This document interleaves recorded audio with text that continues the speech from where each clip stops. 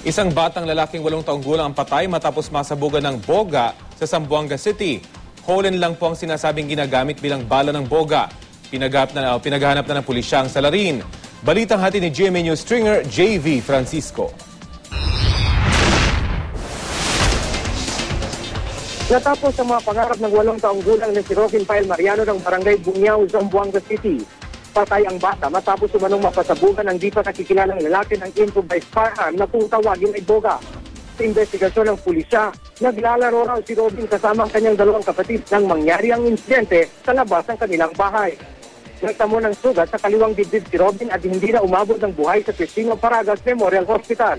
Nakuha sa kanyang sugat ang isang hole na ginagamit umanong bala ng boga na pinapasabog gamit ng denatured alcohol. That boga is totally a replica of a certain rifle, a single-shot rifle. It's either with expansion of gas or yung mismong nasusunog na gunpowder. Now, in the case of boga kasi, mayroon siyang gas expansion. Nilalagyan muna natin ng gas para bang air rifle ba? Ayon naman sa barangay chairman ng Sinestor Aquilano, may ilang residente na ginagamit ang boga sa pamamaril ng ibon sa kanilang lugar. Actually, yan mas ganit pwede umira ko na bes para kalingak, sityo kalingak, kenet na karga. Kabri ko yung bata, noy. Bawal se, uli pwede umira ta karaw, kuy unese.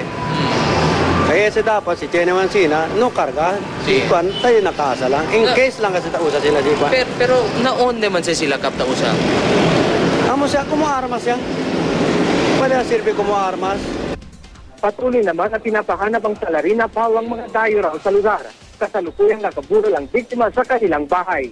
Mula dito sa Zamboanga City, JB Francisco, GMA News.